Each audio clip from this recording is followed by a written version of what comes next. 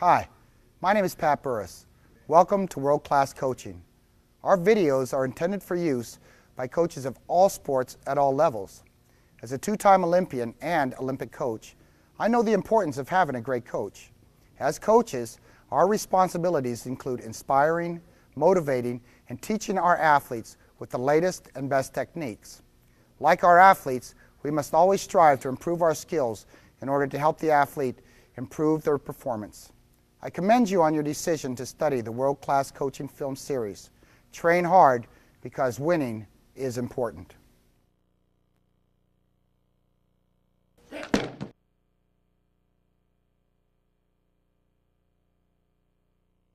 Tommy Kono, a true American hero. 1952 and 56 Olympic gold medalist, 6 times world champion, 10 times national champion, holder of 23 world records, voted the greatest weightlifter of all time by the International Weightlifting Federation. This video is dedicated to his contribution to the sport of weightlifting as a competitor, coach, and teacher. We are fortunate to be able to benefit from the experiences and wisdom of men such as Tommy Kono. May the spirit of these warriors never be forgotten.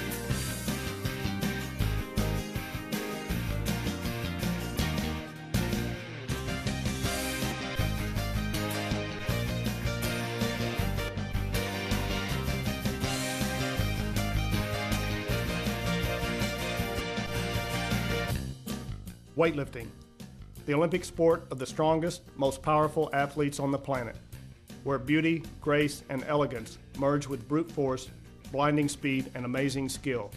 Nowhere in athletics are there movements that generate more explosiveness than those in the sport of weightlifting. Weightlifting consists of 2 events, the snatch and the clean and jerk. The first event is the snatch.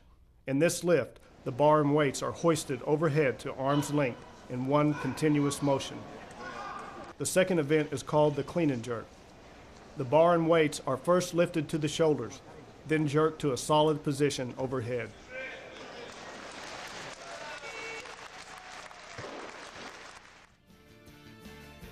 This video deals with the snatch lift and its value to other sports as a primary assistant exercise. A very complex and unnatural motion, it has been described as too demanding and difficult to learn, practice, or teach. What is it about this lift that makes it one of the most powerful, force-producing movements of all athletic events? Could this quickest lift of weightlifting be one of the reasons for the athletic superiority of European and Asian athletes? Up until now, the snatch lift appears to have been misunderstood, ignored, and even criticized.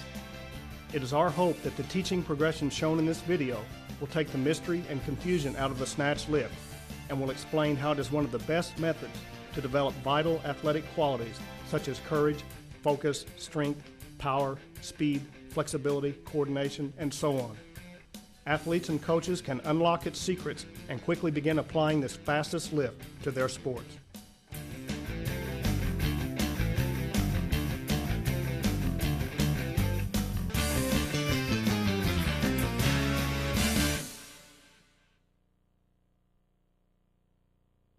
Before we begin, we need to go over the training environment of the athlete. The training environment consists of the training facility and related equipment. The lifting area should be clean, ventilated, and well lit. Adequate space should be provided for 1 or more lifting platforms. The platform is the specific area where the athlete will perform the snatch lift. It provides a solid, smooth, and level surface that is stable and free of clutter. Training platforms are usually 8 feet by 8 feet. An extra 2 feet of perimeter surrounds the platform. This ensures the athlete has enough room to train safely and effectively. There are many ways to build a platform. One of the easiest is to use 5 3/4-inch sheets of plywood, 4 feet by 8 feet each, and 2 3/4-inch strips of hard, durable rubber, 2 feet by 8 feet each. The base is made using 4 medium-grade sheets of plywood. 1 high-grade sheet is centered on top. This top piece is seamless and coated with a non-slip polyurethane material, so the athlete will have a secure footing while lifting. The strips of rubber on each side provide a shock-absorbent area for the plates to fall.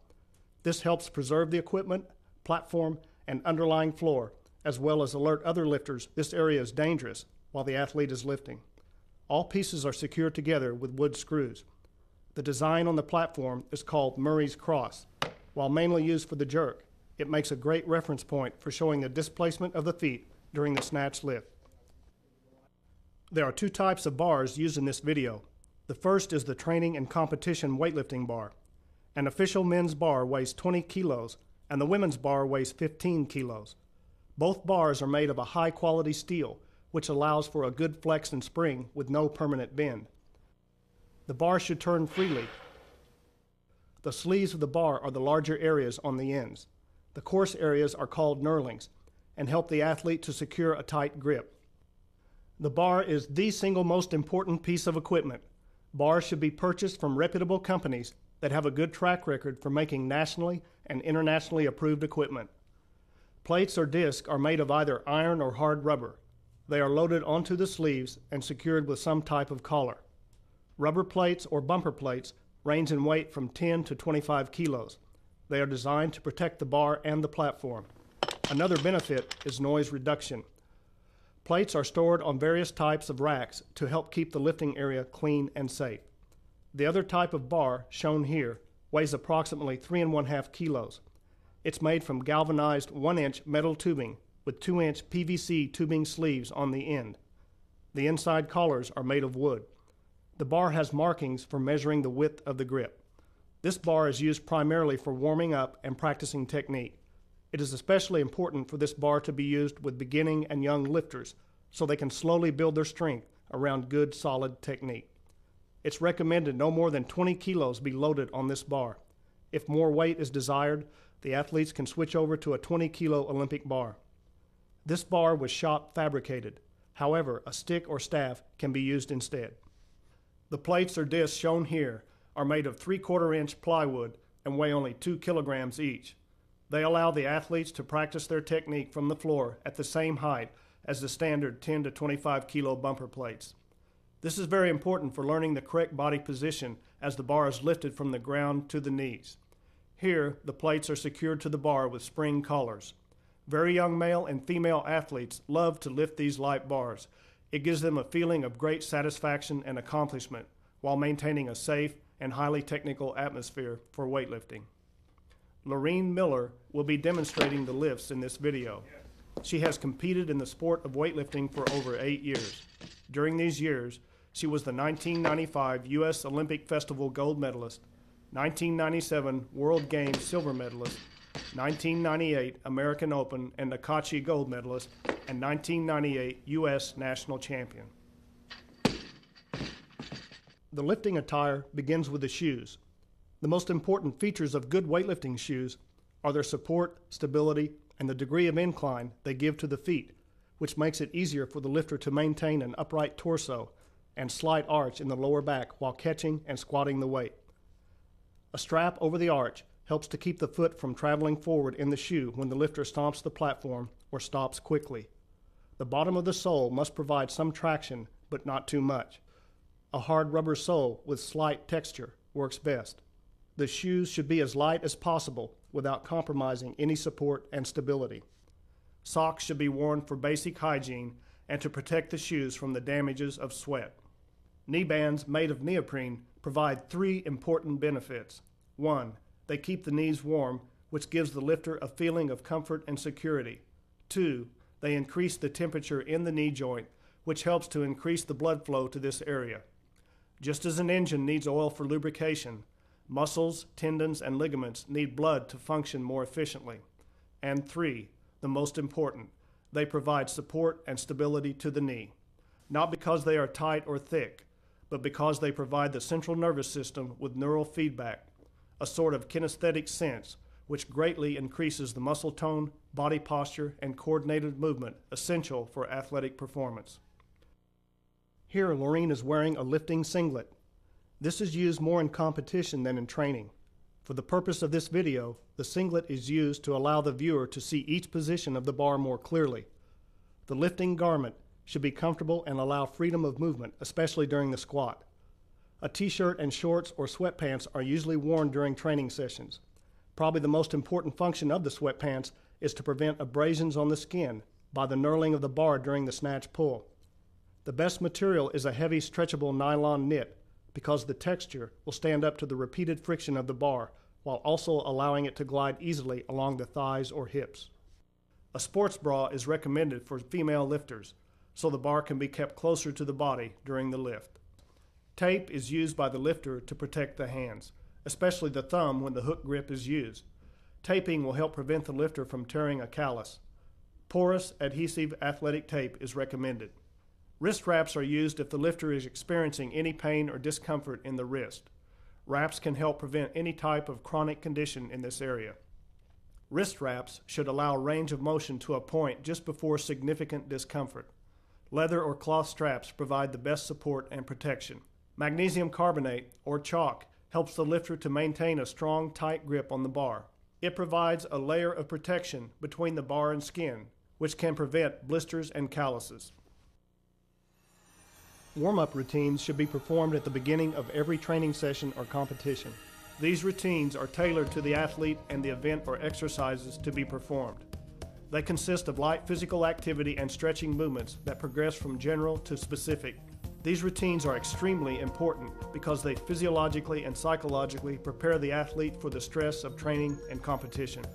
The general warm-up period usually consists of a variety of repetitive movements performed for about 5 to 10 minutes. The athlete should begin the warm-up at a very easy pace to slowly increase heart and respiration rate, increase blood flow to the working joints and muscles, and increase core and muscle temperatures. The initial warm-up should be followed by a brief period of general stretching exercises. Stretching may help prevent injury as well as reduce pain and stiffness. Low-intensity stretching is the key here. The athlete moves through the full range of motion of various joints in a slow, easy, and controlled manner. High-intensity static stretching, or PNF stretching, is considered flexibility training. While it may increase the flexibility of a joint, muscle, and tendon, this increased elasticity may decrease strength and power, which can have a detrimental effect on athletic performance. Flexibility training is performed after the training session or competition.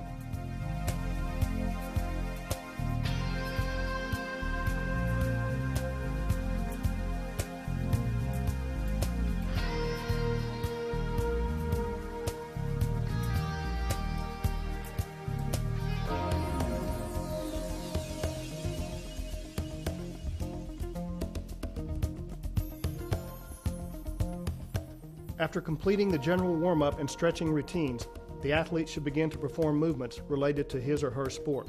Here, Laureen is using the light bar to combine specific warm-up and stretching movements.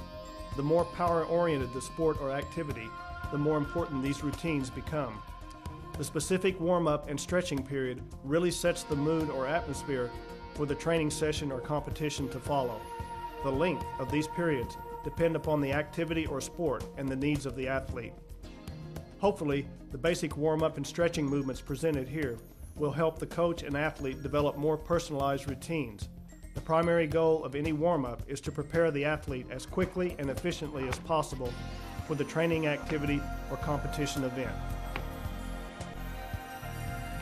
Now that Laureen is warmed up, let's get started.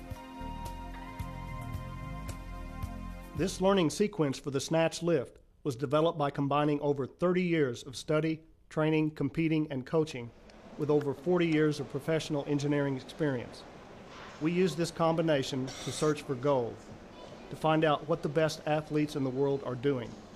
We offer no magic formula. We give no secret techniques or information. We make no claim that our way is the only way. We simply have taken advantage of methods available to everyone. research, discussion, observation, video analysis, and application. We sacrificed and put in our time to come up with what we believe is the easiest, most efficient instructional sequence to date. However, we are aware the technique of the snatch will continue to evolve and change over time. The lifters of tomorrow will be lifting more and more weight. We hope this video motivates others to develop their own instructional methods and videos, so the snatch lift will become more popular and be practiced by all athletes at all levels. This model has various functions. First, it serves as a basic primer and reference for learning the technique of the snatch lift. Second, it builds solid technical segments, then integrates them into connected, free-flowing movements. Third, it strengthens and reinforces the neuromuscular connections involved in every part of the lift. Fourth, it serves as an all-purpose toolbox, each tool or segment ready to be pulled out and applied to any sport or to fix any weak link in the athlete's performance. And fifth, it provides an overview of the snatch as one of the best standalone multi-joint exercises available. This video is separated into 4 levels. Each level has 4 parts and emphasizes specific training objectives. Level 1 focuses on basic preparation, body posture, and body position. Level 2 combines basic strength with speed. Level 3 maximizes explosive strength and power. Level 4 integrates all parts into flowing, coordinated athletic movements.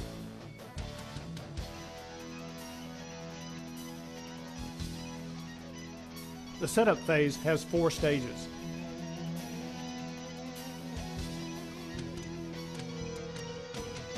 The preparation stage consists of taping, wrapping, mental preparation, chalking, and approaching the bar. This process is the same whether the athlete is training or competing. The most significant variable is the amount of weight on the bar. Tape is usually for the thumb or fingers and should be applied at the beginning of the warm-up period and left on throughout the training session or competition. If the athlete needs wraps, they can be put on directly before chalking. The athlete should not get carried away with wraps, as too many can hinder performance. They should be removed immediately after each lift or set because they are usually tight and constrict the flow of blood. Mental preparation may be the most important step of all. Various forms of stimulation as well as superstitious rituals are sometimes used. Thoughts, feelings, and images of a successful lift are run through one last time. Tunnel vision is probably the best description for what the athlete is now experiencing. Centering, mental imagery, visualization, breath control, relaxation, letting go, intensity, extreme aggression. Any one or combination of these methods can be employed. Chalking begins the athlete's journey to the bar. The athlete should carefully coat each area that will contact the bar's knurling. The hands are the most common areas to be chalked. Many lifts are missed or made at the chalk box. It is here where we can begin to see the athlete's focus and resolve.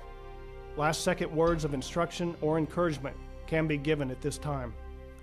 Now the athlete is ready to approach the bar. This sets the stage for the athlete's performance. An undisciplined, chaotic approach can result in a missed attempt or injury.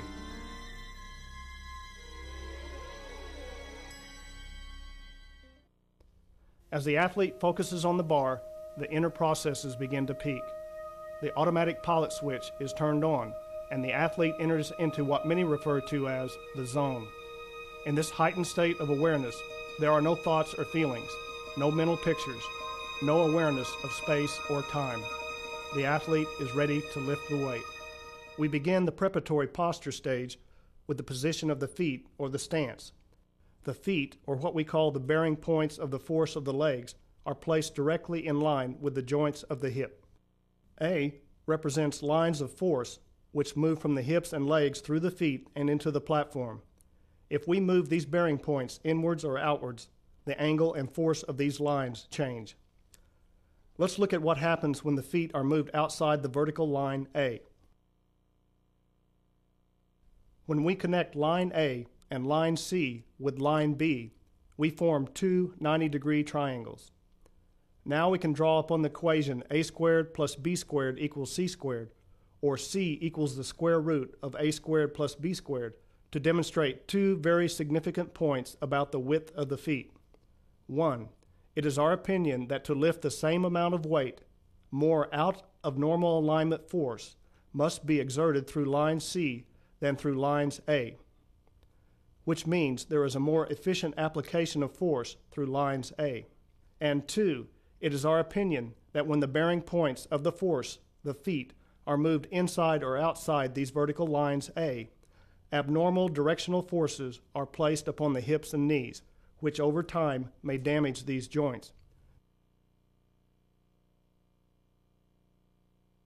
Remember, the hips and knees are also being stressed while squatting, where a wider stance must be used.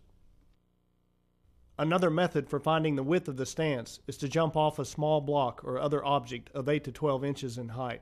The feet should land in the most natural position, usually with the heels 5 to 10 inches apart, inside to inside, and the toes turned out 10 to 20 degrees.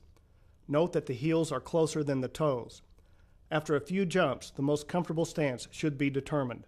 Fix in the mind the position and angle of the feet. We have now established a solid stance or base of support from which to lift the bar. Hereafter, we will refer to this position of the feet as the pulling stance. Now approach the bar and assume the pulling stance.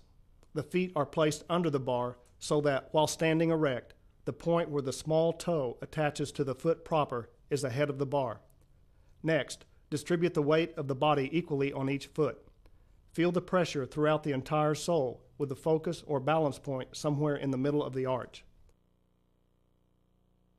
The shins are close to the bar, but do not touch at this time. Keep the knees loose and unlocked.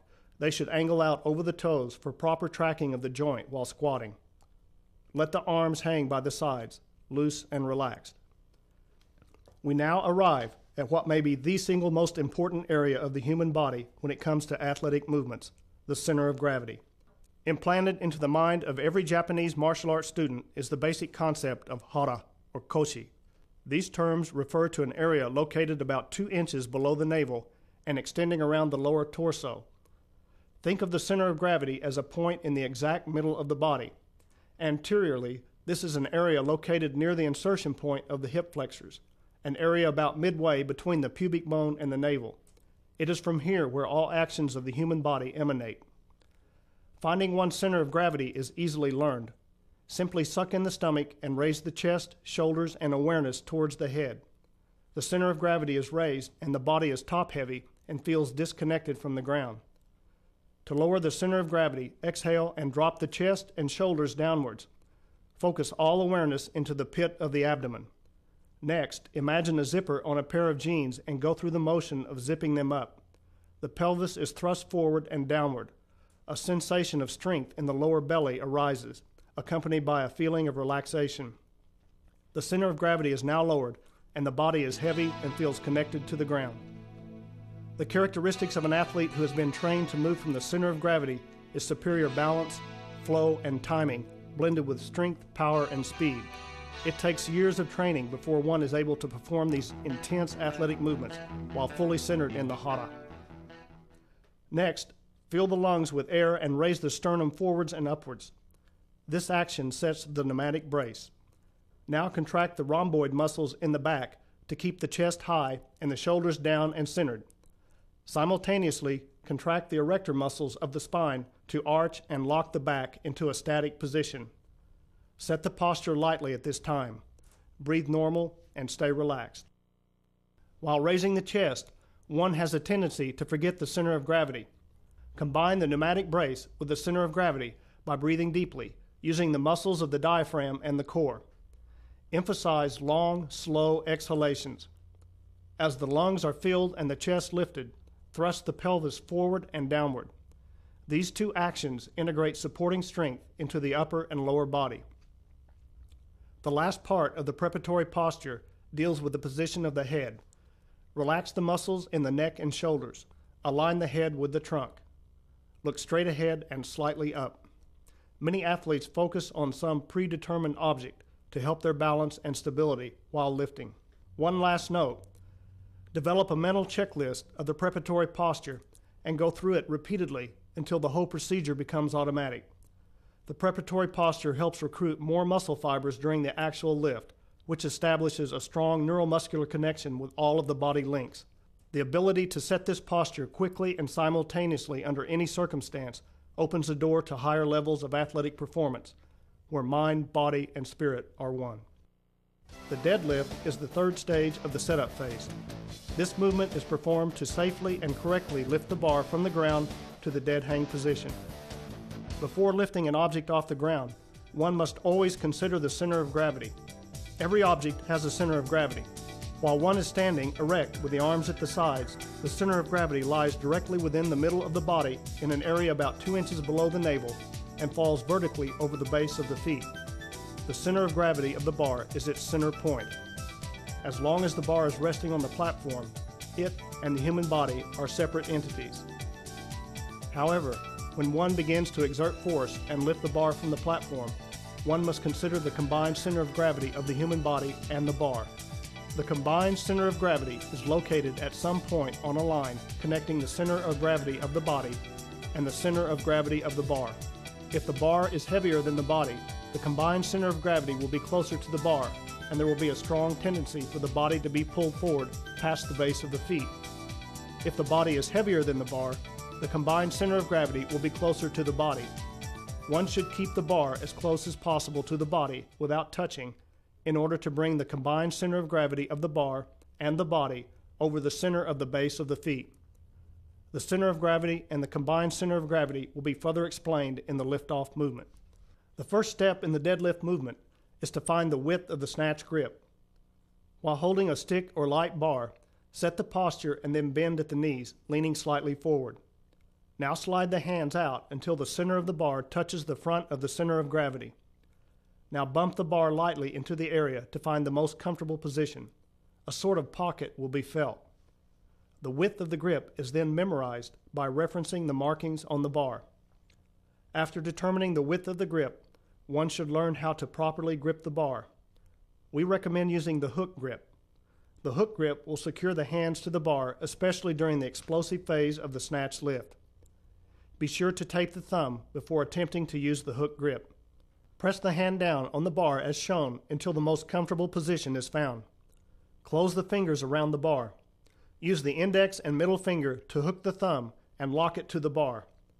Fan out the fingers so that the ring and little finger are not wrapped completely around the bar. This provides a more comfortable position for the wrist. The hook grip will be somewhat painful at first. Allow time for the hands to adjust. If the hook grip cannot be tolerated, we recommend the use of straps to preserve the hands, especially when lifting heavy weights and/or performing repetitions and multiple sets.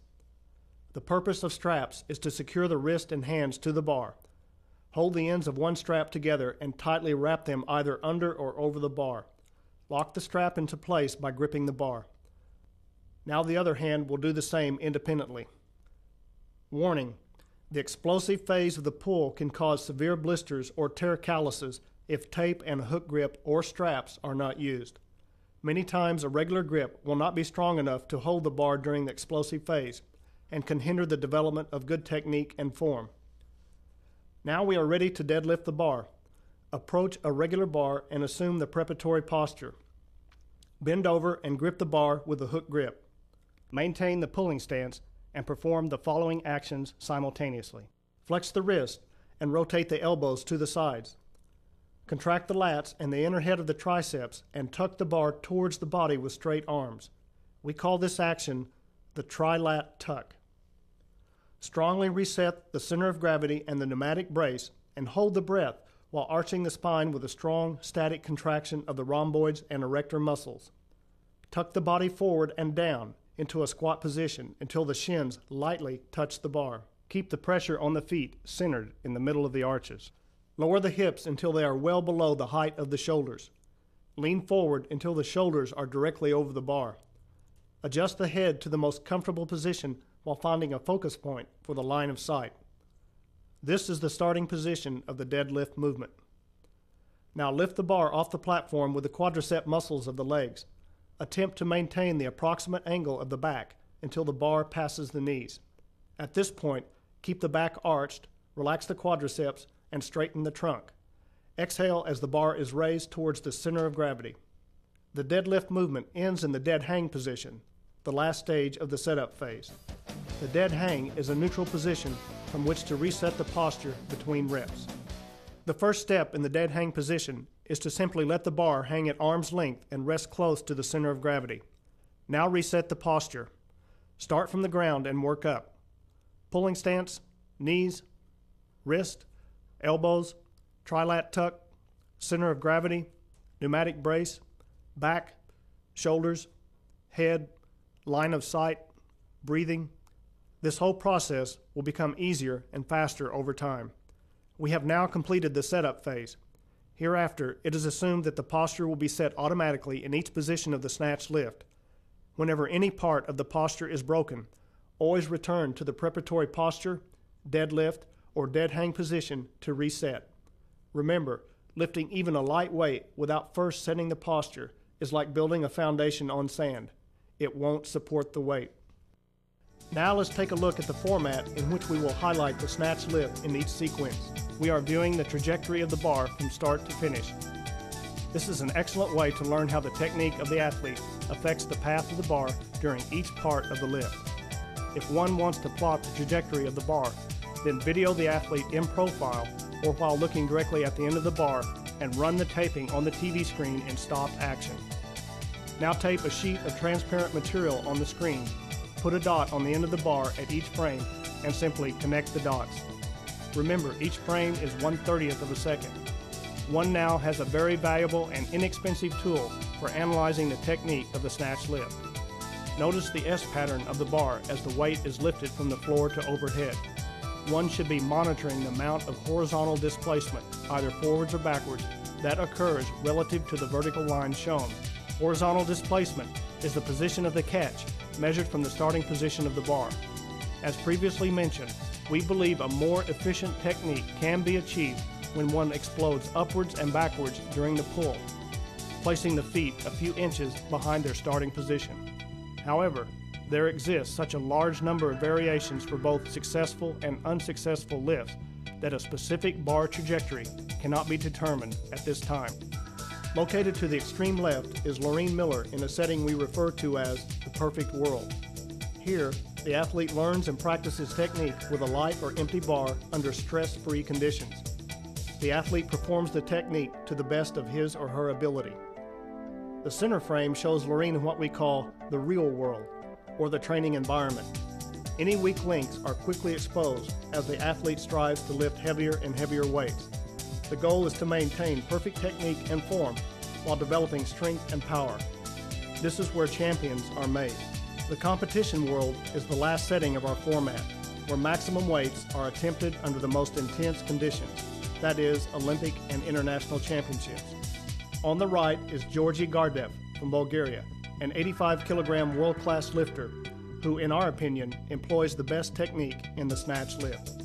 These three settings provide an overview of the art of weightlifting and demonstrate the purpose of this video: to learn, practice, and perfect the technique and form of the snatch, then use the lift to develop all of the athletic attributes necessary for competition in any sport at any level. Our journey begins at the explosion point, the heart of the snatch lift. The explosion point is the front outside area of the center of gravity. It is an area located midway between the pubic bone and the navel, close to the insertion point of the hip flexors. Deadlift the light bar to the dead hang position. Now lower the bar to the explosion point by bending the knees and leaning forward slightly. Next, relax the trilat tuck and let the bar hang out in front of the body. Push the knees forward until the bar again touches the explosion point and reset the tuck. This position is the starting point for learning the first movement of the snatch lift. It is the easiest position to assume and one of the strongest leverage points of the human body. Note that the explosion point is the only area of the body that will contact the bar during the lift, other than the shins and the hands. In the first stage, the movement is learned at a very slow and controlled speed. Lift the bar by extending the knee joints and the trunk. Don't lock the knees. Stretch up and back. Simultaneously elevate or shrug the shoulders forward and up in an attempt to touch the lobes of the ears. Keep the head in alignment with the trunk and the line of sight relative to the position of the head. This helps to maintain an awareness of the position of the bar at all times. Another way to feel this movement is to raise the chest or stretch the sternum upwards to a point where they feel as if they leave the body. This action, when centered in the hara, will make the weight feel lighter and also help to maintain the alignment of the head and trunk. Notice that Lorene is bending backwards from the waist. This action occurs when practicing or training the technique from this position. The body will be straighter and angled away from the bar during the actual lift, when more of a jumping action occurs. It is very important for the arms to remain straight. Think of them as merely cables attached to the bar. Any bend in the arms can reduce the explosiveness of the movement due to the restraightening of the arms as this explosive force is applied to the bar. Keep the feet flat on the platform. Do not go onto the balls of the feet. The pressure on the foot will move from the middle to the back of the arch. The maximum extension point is reached when the body cannot be raised any higher with the feet flat on the platform. Freeze in this position to fix it in the mind. Now return to the explosion point. Practice until the movement becomes comfortable. In the next stage, the movement is performed faster. Feel the power of the body in this position. Practice until the movement becomes natural. Now one progresses to the explosive stage. Begin with the feet. As mentioned before, keep the feet flat during this movement. Notice how the feet remain flat during the jump. We do not recommend rising up on the toes because 1, the weight will be displaced forward. 2, the bearing point of the force of the legs will become smaller and less stable. And 3, the bar can be elevated to a higher net effective position while staying flat-footed and extending up and back. One would not be able to balance in this position while on the toes. First, practice without the bar. When the jump can be performed through the middle of the foot without rising on the toes, progress to a light, then regular bar. While exploding, there is a tendency for the bar to fly away from the body. It is very important to keep the bar tucked close throughout the movement. This is accomplished by flexing the wrist, rotating the elbows out, and engaging the trilat tuck. Of course, one cannot fully flex the wrist with a heavy weight. However, this simple tiny action can be the difference between a successful or unsuccessful lift. Learn to catch the bar in the pocket of the center of gravity upon landing after the jump. Use the legs, hips, and lower back as shock absorbers to lessen the impact. While incredible explosive power can be developed by progressively using heavier weights in this movement, one should always keep in mind that the pull-under is the next motion to be performed. Do not think of the pull as a powerful jumping motion that creates hang time. This will cause one to overextend the pull. To prevent this, place a sign on the ceiling directly overhead as a reference point. One should only be able to see the sign in the upper portion of the field of vision when the maximum extension point has been reached. The goal is to explode upwards, catch a glimpse of the sign, and then explode downwards. We like for the sign to read, "Go." One will only be at the maximum extension point for an instant, mere hundredths of a second. Now let's take a look at this movement in our 3 different settings. On the left, Lorene is performing the full lift with a regular bar. Notice the feet are flat at the explosion point and the shoulders are aligned directly above the bar. The bar remains tucked throughout the extension. Notice how the head begins to come out of alignment at the maximum extension point because of the action of the body going up and back. This action can be corrected by keeping the chin down and lowering the line of sight. Also note that she needs to keep her heels down at the maximum extension point. In the perfect world, Lorene is trying to imitate the technique used by Gardev. However, in the real world, Lorene is using her own style, which she performs very well. While Gardev's method may be more efficient, the science of lifting weights is not at the point where we can say one technique is totally superior to the other. Look at Gardev in the '98 World Championships. Notice his feet remain perfectly flat during this movement. Also notice the angle of his body as he quickly achieves maximum extension. The mass of his body traveling up and back will add even more momentum to the bar. However, it is critical not to overextend the extension. Let's watch the result of a prolonged extension during this lift. The time available for the vertical velocity of the bar to decrease is increased with the extended pull, which results in the window of opportunity or time for getting under the bar to be decreased, and in this case, closed. Here we see the movement performed in training. Notice how Laureen quickly resets the posture after each rep. We can see the full power of the body in this motion. This is the most explosive position of the pull and can be thought of as a cork popping off a champagne bottle, a sort of pop to the top. Progressively heavier weights can be used as long as good form is maintained. This movement has great application in all sports that involve generating a great deal of power in a very short range of motion. Once this type of hard, abrupt energy with the legs, hips, and upper body has been developed, it can be applied to any technique.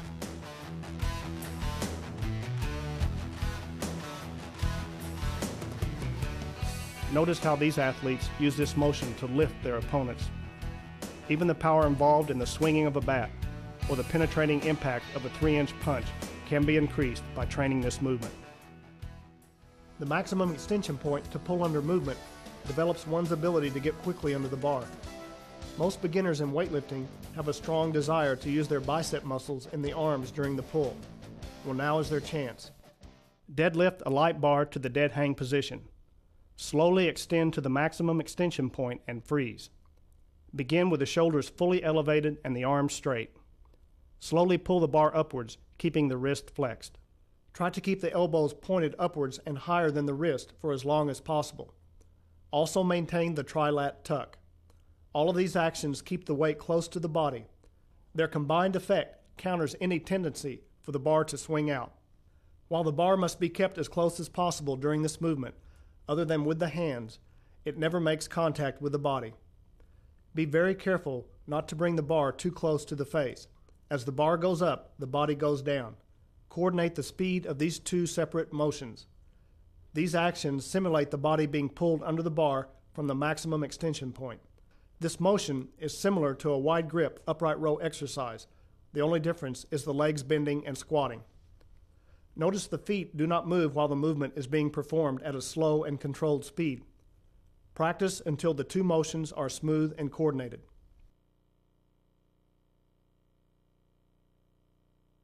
Next, one learns to jump from the pulling stance into the squatting stance.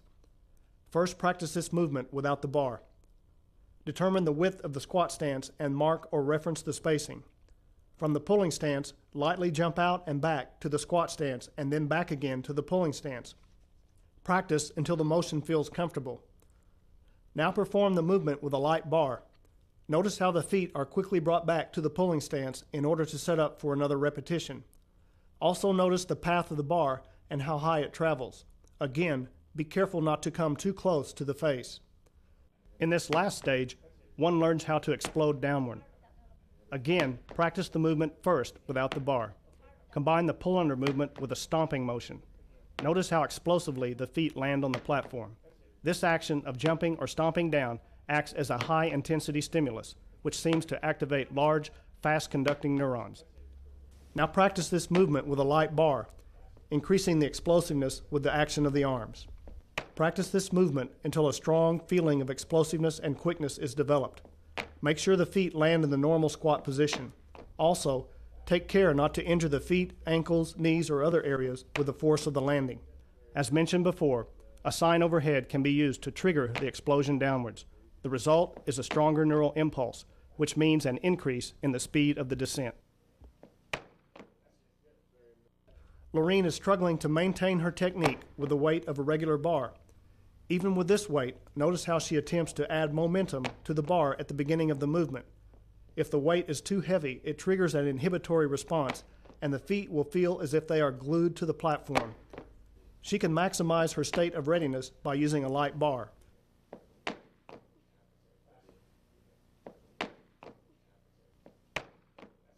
Let's take a look at this movement in our three different settings. Accelerating the bar from the floor makes a huge difference in the speed of the descent. On the right, Gardef is going under a weight close to his world record. The window time of going under the bar is extremely small. Notice Gardef's hair as he starts under the bar. The strands fly upwards and his head is out of focus, reflecting the explosiveness of the descent. Here we see Laureen performing the movement in training. Notice her pattern when performing repetitions. Once she feels comfortable with this movement, she can begin integrating it with the previous movement learned in Part 2. The idea is to alternate these two exercises during the set, building success upon success. Speed of descent is a quality greatly desired in almost all sport activity. Notice how quickly these athletes get under their opponents to gain better position and leverage. Strengthening the power base of the involved muscle groups will increase the speed of execution of these movements and help decrease the response time. A faster response time means the athlete can take full advantage of any opening in the defense of his opponent. Warning: this movement will impart a tremendous velocity to the bar. Avoid pulling the bar too close to the face. Be sure to learn and practice the movement at a slow and controlled speed before proceeding at a faster pace. This movement is simply a combination of those in parts 2 and 3. One now begins to combine different sections into a smooth, flowing motion. As before, deadlift the light bar to the dead hang position. Now position the bar at the explosion point and freeze. Slowly extend to the maximum extension point and perform the pull under. Take extra care to keep the speed slow until the path of the bar upward becomes completely natural. The feet stay on the platform and do not move at this time. One of the most important points to remember during this movement is not to use the arms before fully extending. Remember, shrug and/or look at the sign on the ceiling, then pull under. Any use of the arms before the full extension can result in a considerable reduction of the maximum power that can be imparted to the bar. When the movement is thoroughly familiar and safe, increase the speed. When it's time to progress to the explosive stage of this movement, switch over to the regular bar. Do not use the light bar when practicing this movement for the first time. Notice Laureen's need to impart momentum to the bar before beginning the lift has become much smaller. Look at the power being developed when these two movements are combined. Notice how the recoil suspends Laureen into the air after the movement has been completed and the bar is on the way down. Laureen takes advantage of the inherent plyometric nature of this movement to reset for the next repetition. Observe how the feet jump back and out to the squat stance. Let's return to our 3 settings. Watch how the explosion up and back causes the feet to land about 2 to 4 inches behind the starting point. Compare the explosiveness of Gardev's movement to Laureen's. Watch how the arms remain straight until the maximum extension point, at which time they start the pull under. In our opinion, there is no better movement for developing maximum short-range explosiveness. Watch the rhythm of the movement as Laureen performs repetitions. Combining this movement into the duck under gives the athlete unstoppable explosive speed.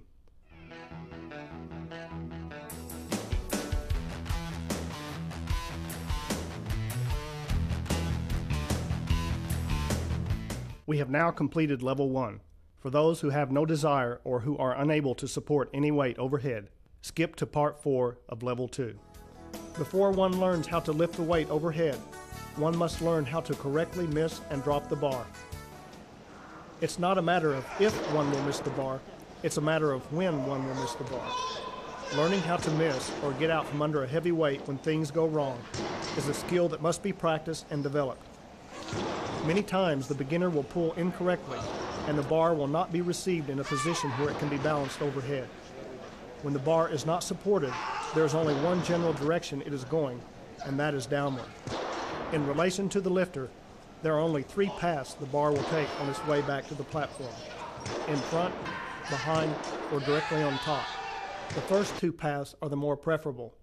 Always reach upwards and keep the elbows and shoulders locked when the weight goes overhead. This simple technique can save one from serious injury. If the elbows and shoulders are locked in place and one is reaching upwards towards the ceiling, the bar will most always fall in front or behind. Only when the elbows or shoulders buckle will the bar come straight down. Think of these supporting mechanisms more in terms of joint strength rather than muscle strength. We've seen the power of the pull during the explosion phase. One can quickly develop the strength to pull more weight overhead than can safely be supported. During this discussion, we have been showing elite athletes missing with extremely heavy weights in a world championship setting. What better way to learn how to miss than the lessons shown here? Take a light bar and incorporate similar stretching movements into the workout. Then practice, missing in front, missing behind, but never in the middle. The protective mechanisms that take place within the body when the bar comes crashing down in this path will occur instinctively. They can't be practiced. Having said all of this, don't be overly concerned.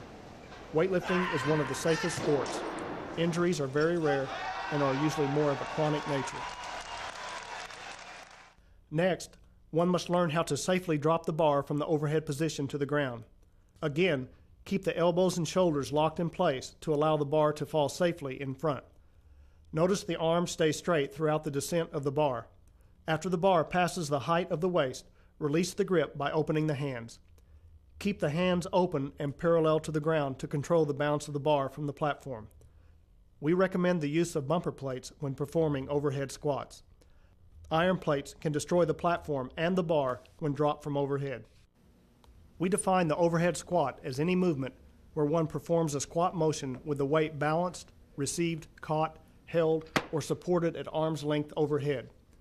For simplicity, we have 3 positions in the overhead squat: 1/3, 2/3, and full. As mentioned before, there might be an inherent lack of flexibility or structure within the body that prevents one from going into a full squat. Lifting shoes or some object placed under the heels can help with the bottom position to some extent. It is recommended one slowly develops flexibility, strength, and balance at a high position first, and then works down. Before beginning the overhead squat movement, one must first establish his or her squatting stance. The angle of the feet remain approximately the same to allow for the most efficient tracking motion of the knee joint. However, the width must be increased for 2 reasons. 1, the feet must be spaced wide enough for one to squat comfortably on or between the ankles while keeping the back arched and erect and the shoulders directly under the bar.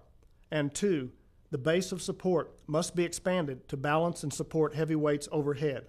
Remember, when the weight is directly over the center of gravity of the body, the point of the combined center of gravity of the bar and the body rises up towards the head. The heavier the weight, the higher this point. One must develop a combination of strength and flexibility in order to have a stable overhead squat position. To begin, deadlift a light bar to the dead hang position. Lift the bar over the head and place it on the back, high up on the traps. Remember, the bar shown here is 3½ kilograms. The bar should be taken from a pair of squat stands when a heavier weight is lifted. Note that the feet are first placed in the pulling stance for this movement. With the bar resting on the back, keep the pressure in the feet towards the heels and dip slightly. Now straighten the legs to throw the weight off the traps. This action is called the dip and drive. Be careful not to strike the back of the head with the bar. As the weight travels upwards, simultaneously jump down and out to the squat stance while reaching up and extending the elbows and shoulders. Catch, support, and balance the weight at arm's length overhead. The depth of the squat at this time should be only 1/3 of one's full range. Notice the extension of the elbows and shoulders and the position of the wrist as they hold the bar. Here, Laureen is using a technique where she slowly lowers the bar with her arms and then dips quickly to match the descending speed of the bar. There is very little impact as she catches the bar.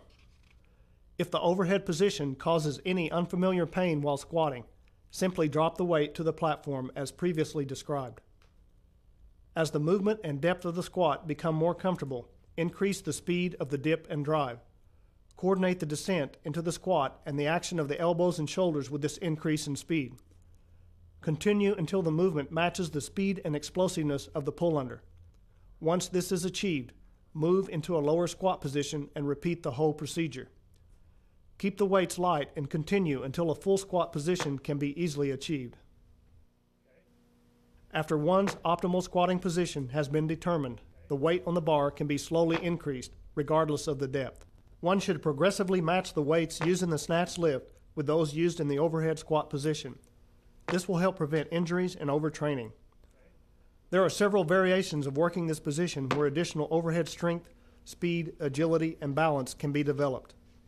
Holding the weight overhead for repetitions, performing the movement from the front, squatting without a dip and drive, pressing from behind or in front while standing or squatting, push presses, and so on. Safety is the main concern. Let's see how the overhead squat movement correlates with the actual lift. Notice how Laureen locks in the bar with the elbows and shoulders. Observe the path of the bar as she descends into the overhead squat position. The balancing act of the overhead squat becomes even more difficult as heavier weights are lifted. Notice the importance of the elbow and shoulder extension to maintain the overhead position of the bar as Laureen goes into a full squat. At times, it becomes necessary to recover the balance. Always keep the upper body stationary while walking forward with the weight. Gardev has a strong, solid bottom position. Notice the stationary position of the head, wrist, elbows, and shoulders. Observe the hips move up and back and then forward again as he recovers and stands up with the bar. Overhead strength and balance is developed slowly and progressively, especially in the younger and older athletes. Not everyone has the capability to perform a squat with the weight fixed overhead. There may be a lack of basic flexibility or structure within the body that prevents one from assuming this position. Don't feel badly. It's difficult for most, and the movement rarely feels comfortable the first time performed. One simply has to put in the time to develop a strong and stable overhead position. However, once achieved, the benefits are many, including development of supporting and stabilizing muscle groups, powerful and functional leg, hip, and lower back strength, and an indomitable spirit, courage, and tenacity. For when the time comes to go under a heavy weight, the moment of truth has arrived. In this situation, one takes the path of either the predator or the prey. There are many athletic movements which involve lifting an opponent or object overhead. With the combined center of gravity elevated to a much higher position, the athlete must have a solid base from which to support a heavy weight while executing an explosive technique. Notice how quickly these athletes are able to move in and under their opponent's center of gravity and lift them easily overhead to execute the throw. Training the snatch lift provides the athlete with an extra reserve of this unique power, strength, and stability, which is more than enough to lift any opponent. Warning: this is another movement that must be practiced with caution. Proceed slowly and always with an awareness of the location of the bar. Avoid bringing the bar too close to the face as it passes overhead. Now that one has established the overhead position, the next part of the snatch lift can be added, the maximum extension point to overhead squat. Deadlift the light bar to the dead hang position. Now extend into the maximum extension point and freeze. From this position, combine the pull under and overhead squat into one fast motion. Speed under the bar is the primary goal. Catch the bar at the highest position and work down to a full squat or the most comfortable depth. Do not float under the bar. Use the arms to pull under and push up. Take advantage of the twisting and whipping action of the wrist to accelerate the transition between pulling under and pushing up. The popular expression, "screw yourself under the bar," applies to this action. If anyone doubts the potential whipping power of the wrist, just observe an iron palm practitioner. While practicing this movement with a light bar, there will be a tendency to over-rotate. This is a good time to reinforce the action of the wrist, elbows, and trilat tuck to keep the bar in line and close to the body. Remember, flex the wrist, point the elbows out and up, and engage the trilat tuck. Learn the movement at a slow speed and then progress to an explosive action as it becomes comfortable. Keep the weights light and the movement fast. Heavy weights should not be used. They will trigger an inhibitory effect by proprioceptors within the muscles, which can cause one to lock up or pull under half-heartedly. This is not the desired training effect, nor is it something to be practiced. Many athletes miss the weight at this point because they feel not enough momentum or upward velocity has been imparted to the bar and lose the courage to pull under. This movement can help overcome these feelings. Eventually, the speed and power to lift heavier weights can be developed, which in turn will further increase the speed of the pull under during the complete snatch lift. As we watch these lifts, keep in mind the most difficult part of this movement is developing a constant awareness of the weight and positioning oneself to catch it as it goes over the head. Keeping the bar close throughout the movement will help develop this kinesthetic sense. Notice the tremendous speed of these athletes as they pull under the bar. This part of the lift depends upon the athlete's speed of perception and speed of response. In other words, the athlete's ability to react quickly to a stimulus and instantly perform the desired movement. The stimulus here being some point immediately before the maximum extension point is reached, and the desired movement being the pull under the bar to the receiving position of the overhead squat. Watch the hair of these lifters at the exact instant of initiating the pull under the bar. Observe how their faces go out of focus. Count the number of frames until they land in the squat stance.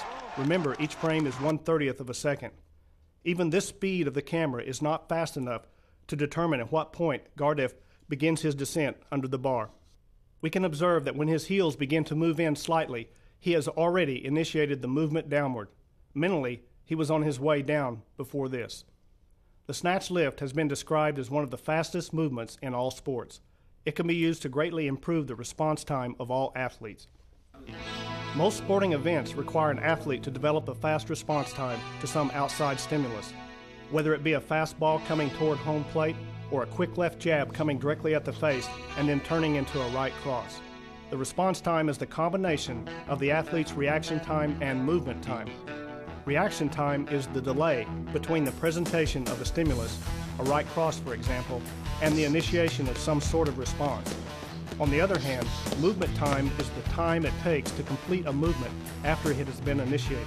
For example, a quick bob and weave to the side to avoid a right hand. It is important to note that reaction time is improved very little with practice, while the best way to improve movement time is with practice. Wing Chun practitioners quickly develop fast response times while practicing the Chi Sao exercise. Simultaneous offensive and defensive movement patterns occur naturally and spontaneously as each athlete seeks for an opening. Warning: the explosion point to overhead squat is the fastest, most explosive movement in the snatch. Because of the strength and power generated from the explosion point, one must be extremely careful while lifting.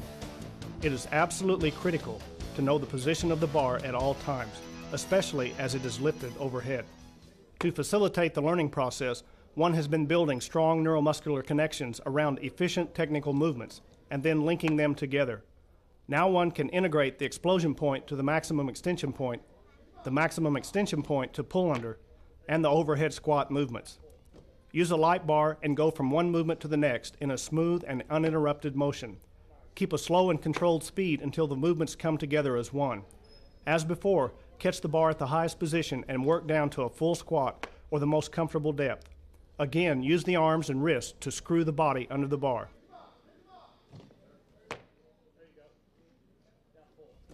Progress to faster and faster speeds until the explosiveness of the movement is felt. Explode up, see the sign, and then explode down.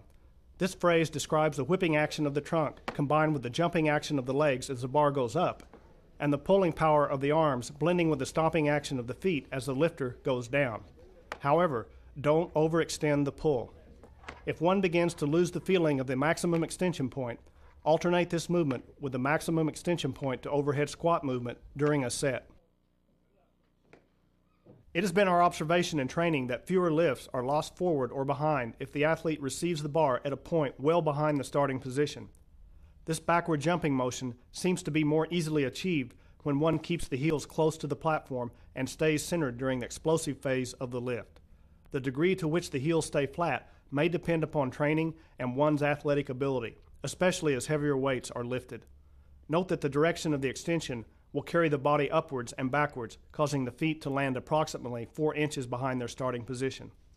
Much practice is needed before this movement begins to feel natural. Add weight slowly and progressively.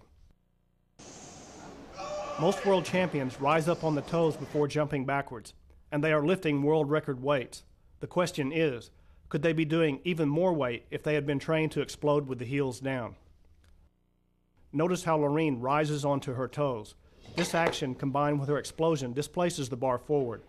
A minor adjustment of her form in this attempt demonstrates the difficulty in correcting technique without the use of video. On the left, Lorene is able to avoid coming all the way up on her toes while using a lighter weight. Notice her solid bottom position. Gardef on the right stays completely flat until his feet jump out to the squat stance to receive the bar overhead. Notice how well balanced he is while squatting with his tremendous weight. In our opinion, staying flat-footed keeps the bar centered over the base of the feet, which shortens the line of the combined center of gravity. From this point of maximum leverage, more reactive forces can be generated by using the entire surface area of the feet against the platform, as opposed to using a much smaller base while up on the toes. An elite weightlifting coach sums this up nicely. Go up on the toes if the goal is for the athlete to jump higher. Stay flat if the goal is for the weight to go higher. Remember this statement when deciding which technique to use in training. There are many athletic movements where it becomes necessary to lift and support an object or an opponent overhead. Watch how quickly these athletes move in and under their opponent's center of gravity. They lift and balance the weight of their opponent both flat-footed and on the toes. Wrestlers and judo players must lift their opponent not only upwards, but in a horizontal direction as well. Gymnasts and high jumpers, on the other hand, must lift their own body weight to extreme heights. Athletes can employ both techniques in their training programs. However, exercises should be developed around sport-specific movements which will improve the performance of the athlete in his or her event.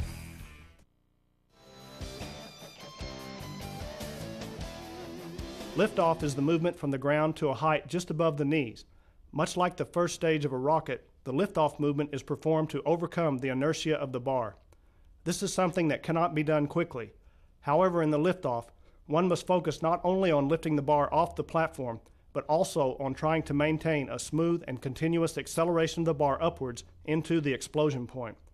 This requires keeping the center of gravity of the bar as close as possible to the center of gravity of the body throughout the movement.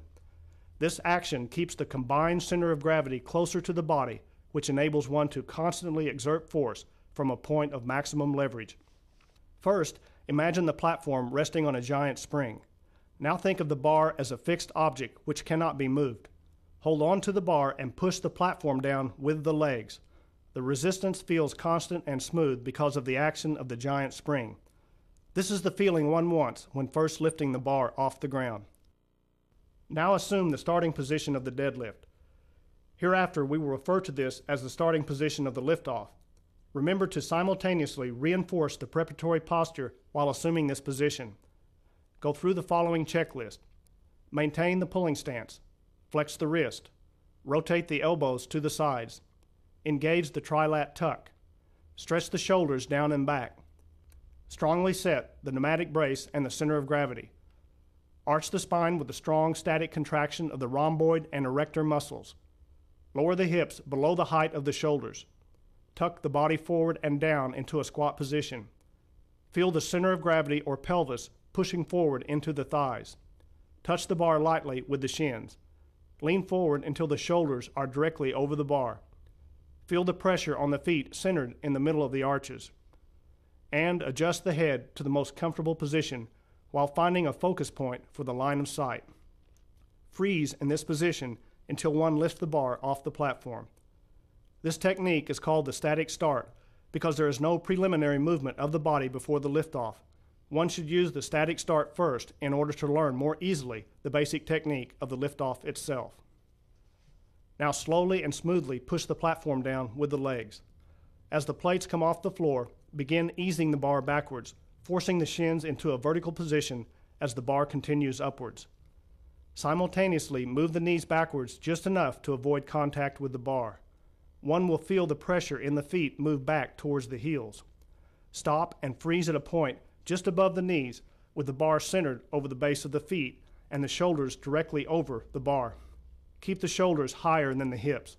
This action of leaning forward or staying over the bar greatly tests the strength of the lower back. Now lower the bar to the platform in a reverse manner and repeat the movement. Note the bar is not lifted in a vertical line.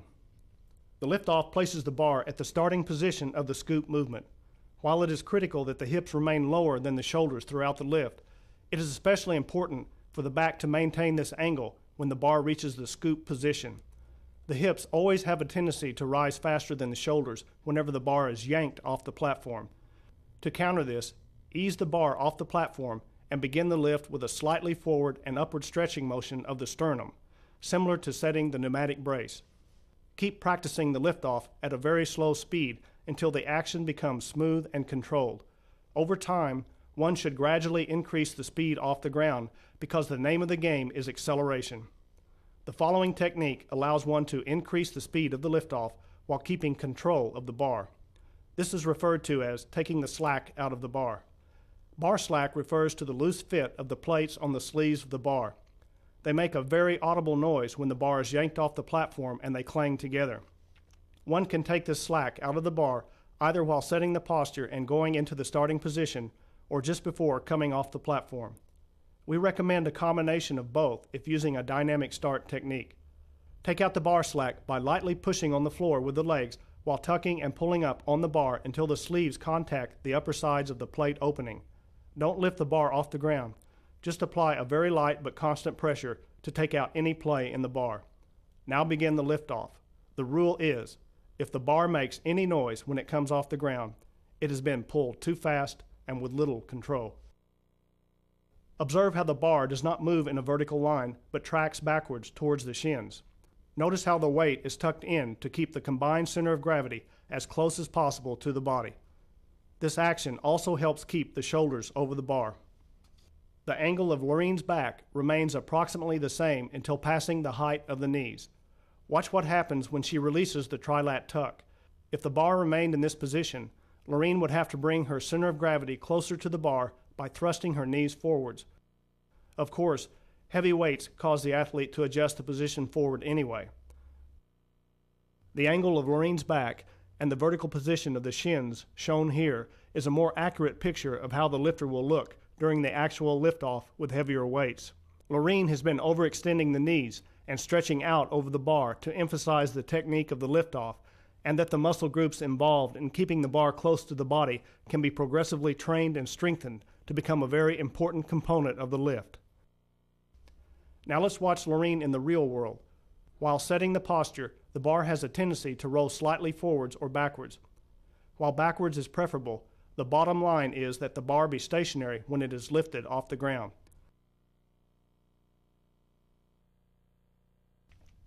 Gardef uses a dynamic start position. This refers to some type of preliminary movement being performed before the bar is lifted off the platform.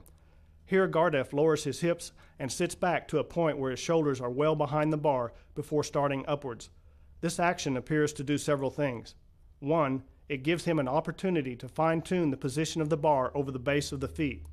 2. It places him in a good position to take the slack out of the bar on his way up. And 3. It causes a sort of stretch reflex mechanism in the muscles, which possibly adds more force to the liftoff.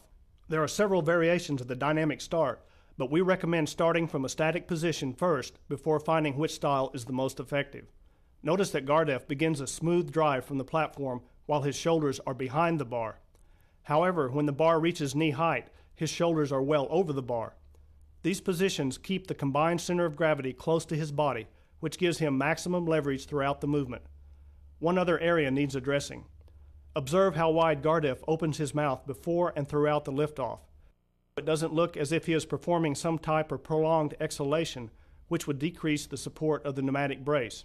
In our opinion, by aggressively and forcefully opening the mouth wide and uttering a quick shout from the belly, Gardef is able to stimulate more underlying muscle fibers throughout the chest, back, core, and diaphragm, which, in turn, strengthen the combined effect of the pneumatic brace and the center of gravity. This being said, there is something else going on at a much deeper level.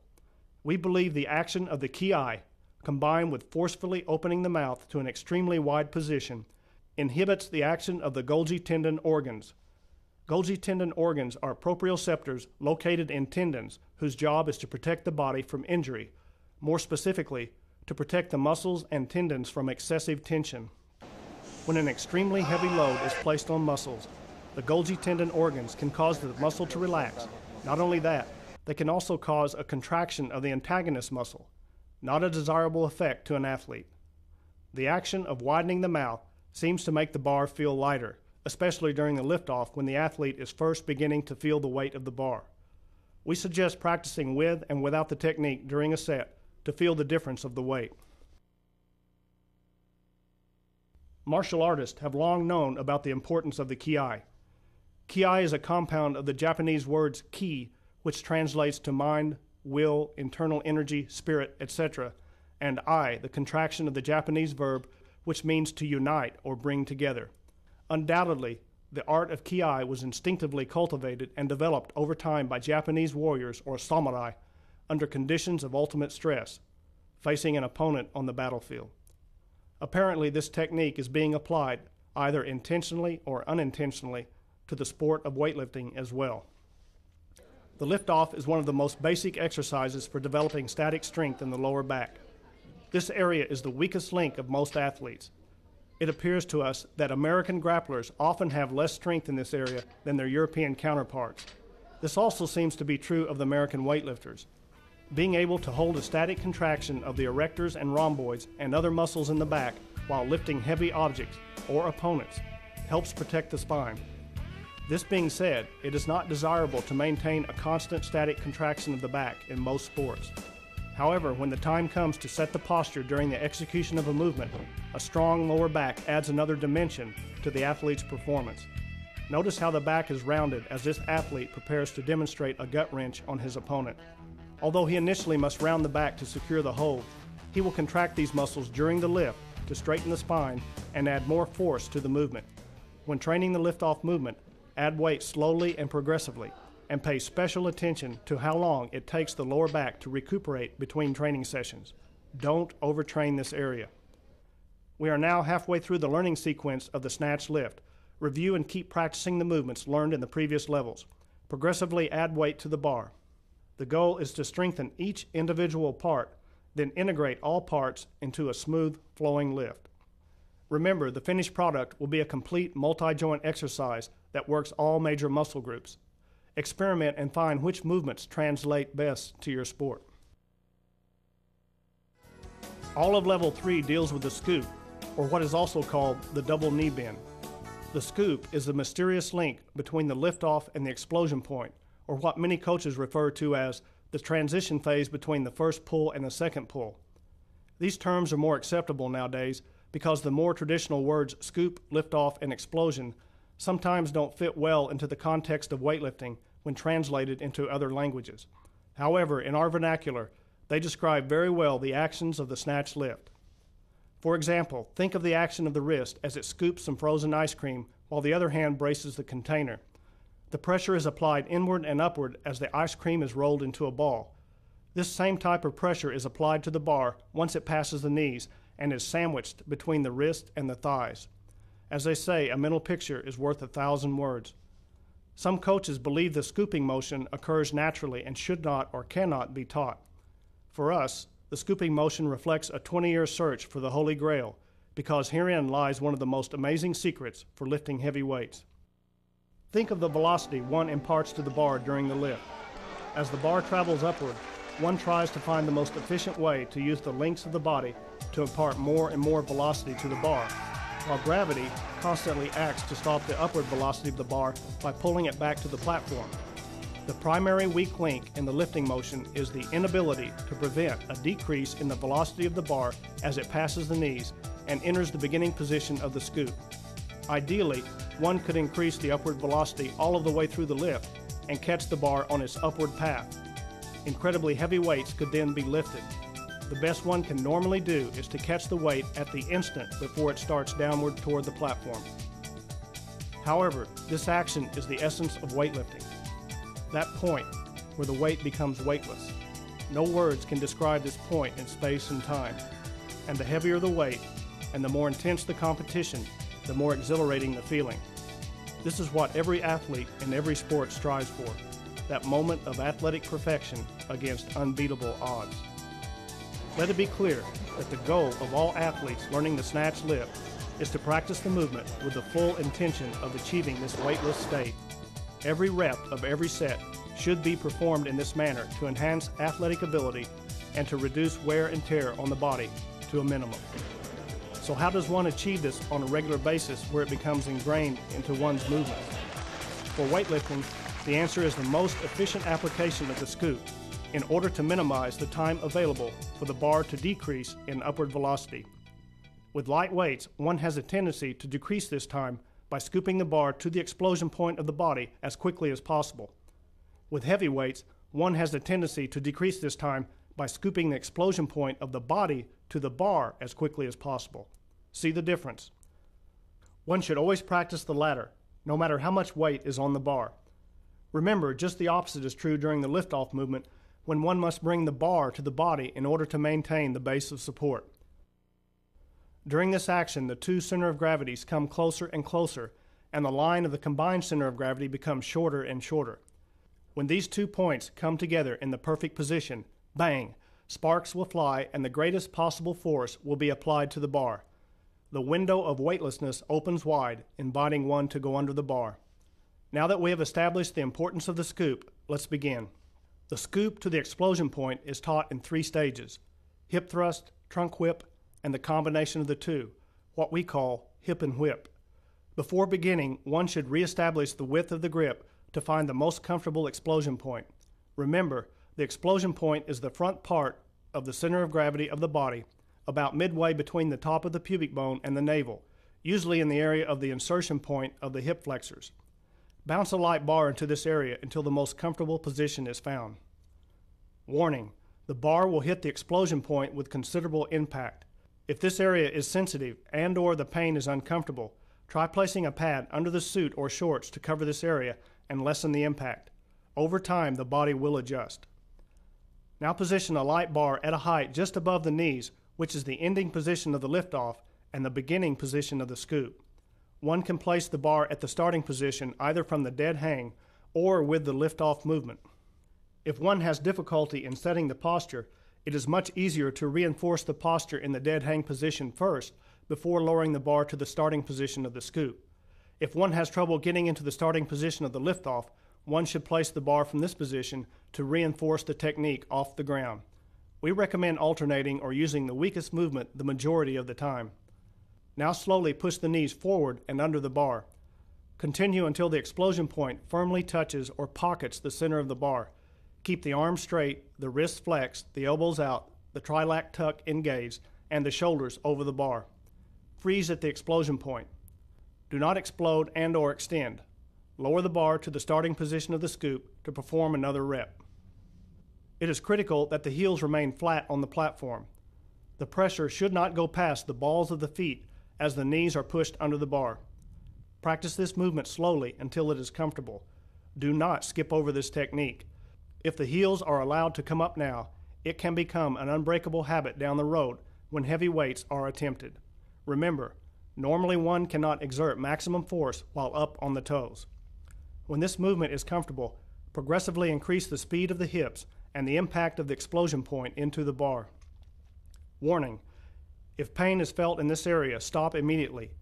If the pain is severe, consult with a physician. Continue to increase the speed and the force of impact until the hips are literally exploding into the bar, knocking it away from the body. Again, if pain is felt in this area, stop immediately. If the pain is severe, consult with a physician. During the action of the hip thrust, we are discovering and focusing on the speed and explosive power of the hips. This movement occurs because of the unique position of the hamstring muscles. They cross both the knee and the hip joints, causing leg flexion and trunk extension when contracted. The legs were extended during the liftoff by the action of the quadriceps. Once the bar passes the knees, the hamstrings contract and the quadriceps relax, which allows the knees to bend or flex once more, hence the phrase double knee bend. This action of the changing of the guard, so to speak, is the primary reason for the decrease in the upward velocity of the bar. Once the hip thrust becomes comfortable with a light bar, switch to a regular bar and repeat the whole process. Warning: the impact of a regular bar can cause extreme pain in the area of the explosion point. Use caution when performing this technique. If pain is felt in this area, stop immediately. If the pain is severe, consult with a physician. The hip thrust is practiced to decrease this change over time and minimize the time the bar is in this area. For maximum speed of this movement, it helps to visualize the following. Take the explosion point to the bar, not the bar to the explosion point. And another point, never scrape the bar with the thighs. This will create friction, which only slows the upward velocity of the bar. The bar touches the area of the explosion point only, and just for an instant. For maximum leverage throughout the pull, the rule is keep the bar as close to the body as possible without touching anything but the hands, the shins, and the explosion point. The hip thrust teaches the big bang technique. However, just performing the hip thrust in the lift is poor technique because this action will send the bar flying away from the body. It is practiced initially and from time to time in training to develop and maximize the speed and explosiveness of the hips. If this movement is not learned first, maximum speed will never be established in the lift. A wise man once said, It is easier to take an aggressive child and make him sensitive than it is to take a sensitive child and make him aggressive. Now we move on to the more sensitive stage of the scoop, the trunk whip. Place a light bar above the knees as before. Begin the movement by slowly extending the trunk. Do not push the knees under the bar. Slowly stand up until the bar touches or is pocketed in the explosion point. There should be very little or no impact with the bar. Keep the arms straight, the wrists flexed, the elbows out, the trilat tuck engaged, and the shoulders over the bar. Freeze at the explosion point. Do not jump and or extend upwards. Place the bar again at the starting position of the scoop to perform another rep. When this movement is comfortable, progressively increase the speed of the trunk extension until one is standing up with the bar as fast as possible. Once the trunk whip becomes comfortable with a light bar, switch to a regular bar and repeat the whole process. The trunk whip movement focuses on extending the trunk with very little action of the hips. During the hip thrust, one was driving the hips into the bar. During the trunk whip, the idea is to drive or stand up with the bar as fast as possible. In this movement, one will feel the bar coming towards the body more than the body going into the bar. Whereas before one was slamming into the bar at the explosion point, now one turns the big bang technique into a brushing technique. We do not recommend performing the trunk whip motion only during the scoop. Maximum speed and explosiveness will not be developed, and one will not be able to take full advantage of the explosion point to impart more upward velocity to the bar. Now one must combine the hip thrust and the trunk whip movements together to form a solid scooping motion, the flavor of which will be decided by one's preference for either the big bang or brush style. After a solid hip thrust motion is developed, we lean towards a medium to heavy brushing style when performing the snatch lift. However, there are too many individual differences of personality and body types for us to recommend one over the other. This movement literally becomes a work of art that one will piece together over time. To begin the hip and whip motion, place a light bar above the knees at the beginning position of the scoop. Slowly push the knees under the bar and drive the hips forward while simultaneously extending the trunk and standing up. Remember the mental picture of scooping ice cream, more specifically the action of the wrist. Now do it with the body. When this action is comfortable, progressively increase the speed of the hip and whip motion until the explosion point is contacting the center of the bar.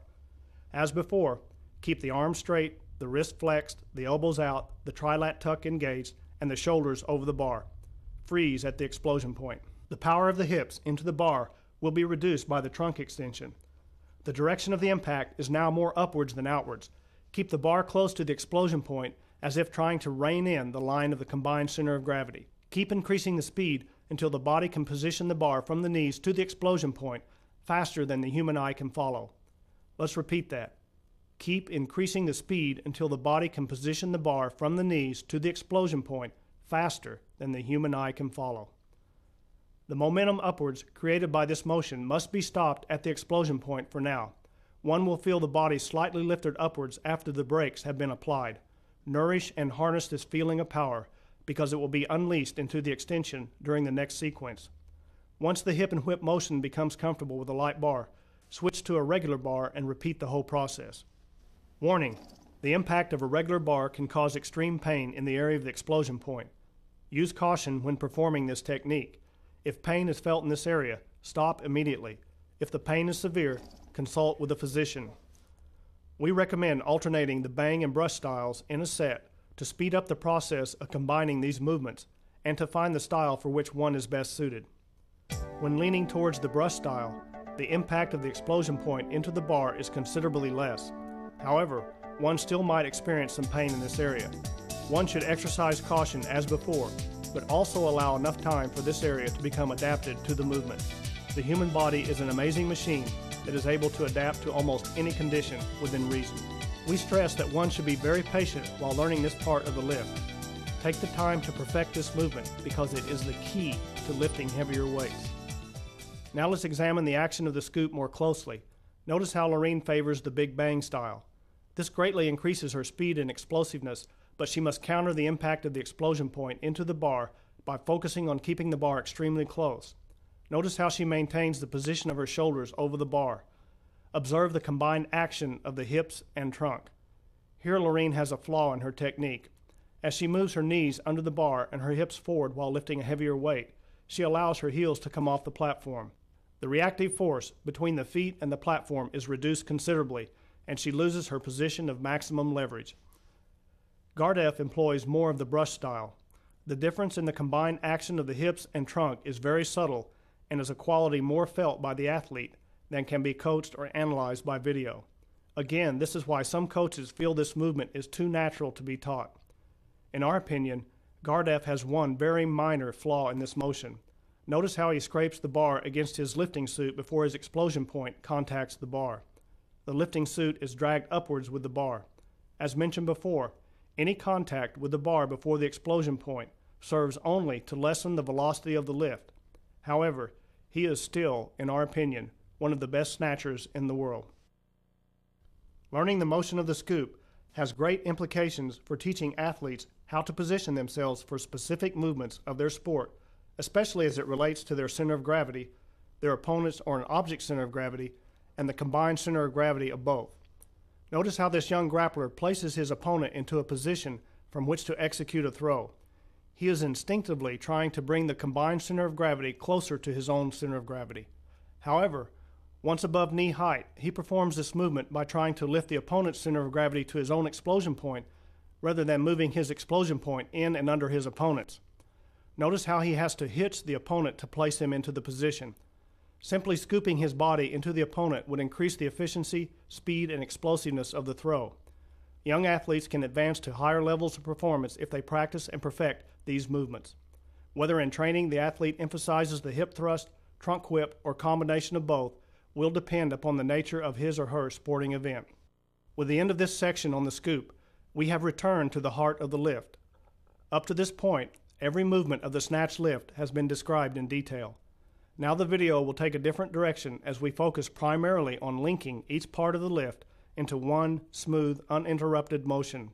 The goal is to constantly strengthen, reinforce, and connect these more complex neuromuscular patterns with those from previous levels. We recommend including these movements in the training program as quickly as possible. However, don't sacrifice technique for strength. Warning: the impact of the bar can cause extreme pain in the area of the explosion point. Use caution when performing this technique. If pain is felt in this area, stop immediately. If the pain is severe, consult with a physician. The explosion point is the transition from the scoop to the maximum extension point. In our opinion, how one moves through this area determines the outcome of the lift more than any other factor. The scoop to maximum extension point is practiced in 4 stages: hip thrust, trunk whip, hip and whip, and hip and whip with explosion. Begin with the hip thrust motion.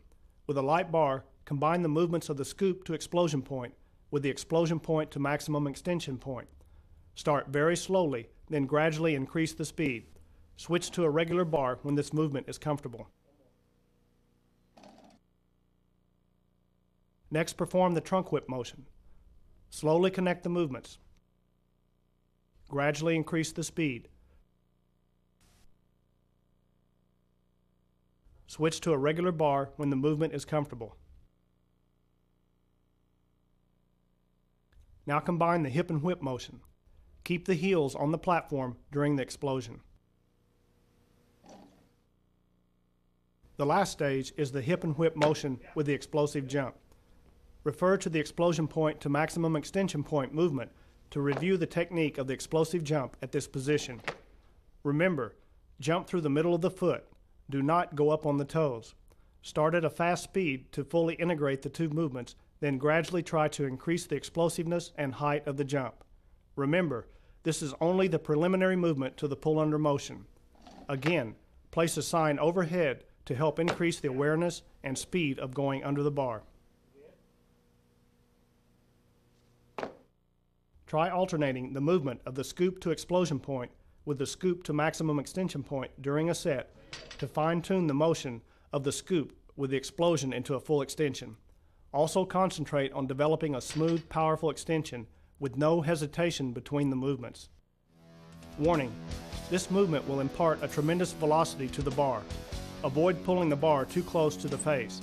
Be sure to learn and practice the movement at a slow and controlled speed before proceeding at a faster pace. The scoop to pull under movement can be trained in 3 stages: slow, fast, and explosive. Refer to the pull-under movement to review the action and position of the feet at each of these speeds. With a light bar, slowly combine the scoop to maximum extension point and the maximum extension point to pull-under movements.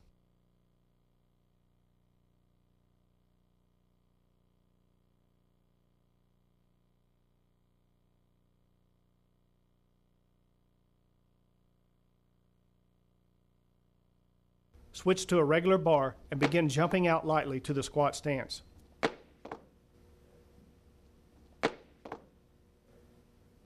Gradually increase the speed until one is explosively stomping the platform. Be cautious of any pain in the feet, ankles, knees, hips, and lower back. Try alternating different combinations of the scoop to explosion point, scoop to maximum extension point, and scoop to pull-under movements during a set to develop the rhythm and timing of exploding up and exploding under.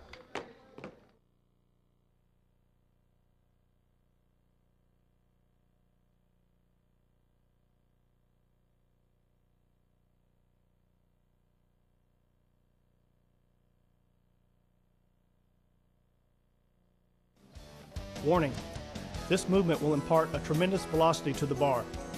Avoid pulling the bar too close to the face. Be sure to learn and practice the movement at a slow and controlled speed before proceeding at a faster pace. We recommend the scoop to overhead squat movement be trained in 3 stages: 1/3 squat, 2/3 squat, and full squat. One will progress from a slow to an explosive speed in each of these stages. With a light bar, slowly combine the movement of the scoop to pull under with the overhead squat. Start slow and squat to one's highest position. Slowly work down to a full squat or one's lowest position. When the movement and the squat positions feel comfortable, gradually increase the speed. Be very cautious while performing this movement at an explosive speed with a light bar. Switch to a regular bar and gradually increase the speed and explosiveness of the movement. Work down into each squat position.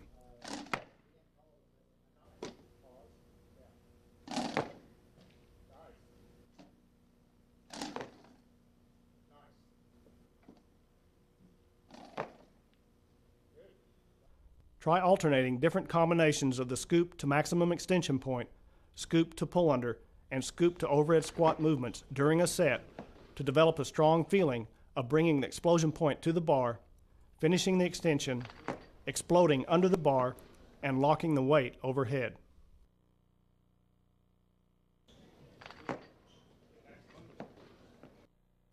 Now the snatch lift really comes together.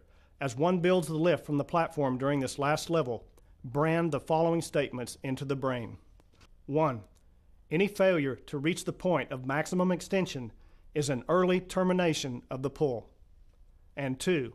Overextending the pull decreases the upward velocity of the lift, which decreases the time for getting under the bar.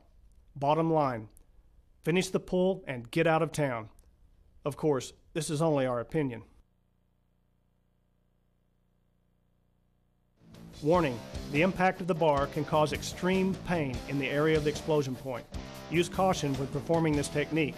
If pain is felt in this area, stop immediately. If the pain is severe, consult with a physician. The lift-off to explosion point movement is trained in 3 stages: hip thrust, trunk whip, and hip and whip. Begin with the hip thrust motion. Using a light bar, combine the movements of the lift-off with the scoop to explosion point. Start very slowly, then gradually increase the speed. Switch to a regular bar when this movement is comfortable. Now use the trunk whip motion. First slow, then gradually increase the speed. Now combine the hip and whip, slowly at first, then fast.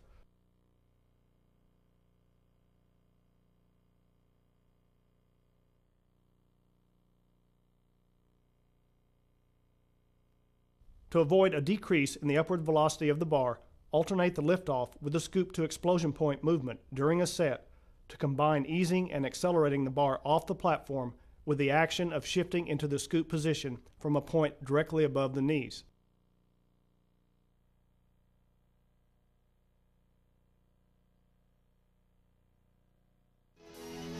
Warning: the impact of the bar can cause extreme pain in the area of the explosion point.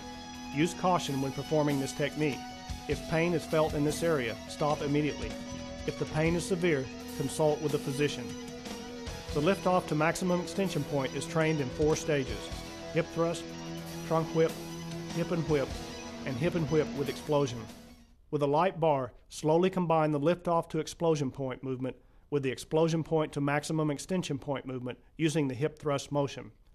Gradually increase the speed. Switch to a regular bar when this movement is comfortable.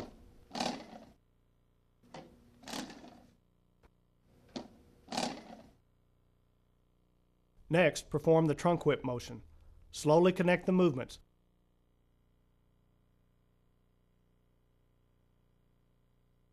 Gradually increase the speed. Now combine the hip and whip motion. Slowly at first, then fast.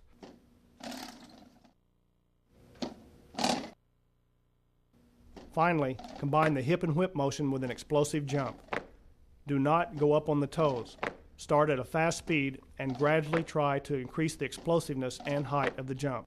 Alternate the lift-off to explosion point movement with the explosion point to maximum extension point movement in a set to practice a smooth, powerful, explosive extension with no hesitation.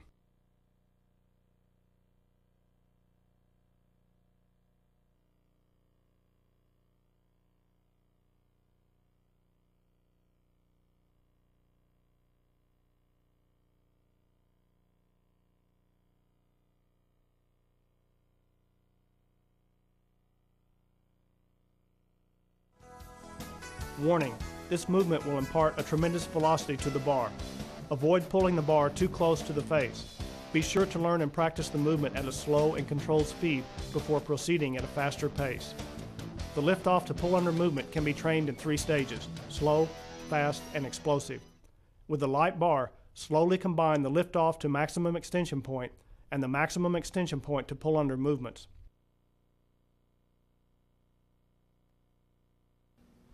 Switch to a regular bar and begin jumping out lightly to the squat stance.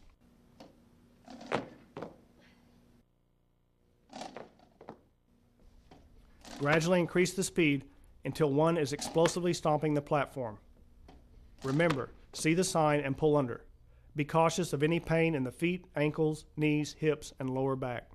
Try alternating different combinations of the lift-off to explosion point, lift-off to maximum extension point, and the lift-off to pull under during a set to feel the path of the bar as it travels upward. Keep the bar close to the body throughout the movement. Now one is ready to put it all together. Remember, always pay attention to small details in the technique during every lift. Mistakes made will not only affect the outcome of the lift, but continue to grow as weight is added to the bar. Never settle for anything less than perfect technique. Good luck. Warning: this movement will impart a tremendous velocity to the bar. Avoid pulling the bar too close to the face. Be sure to learn and practice the movement at a slow and controlled speed before proceeding at a faster pace. The lift-off to overhead squat movement, or the snatch lift, is trained in 3 stages: 1/3 squat, 2/3 squat, and full squat. With the light bar, slowly combine the lift-off to pull under and the overhead squat movements. Start at a high squat or power snatch position and work down to a full squat. Switch to a regular bar and gradually increase the speed and explosiveness to each squat position.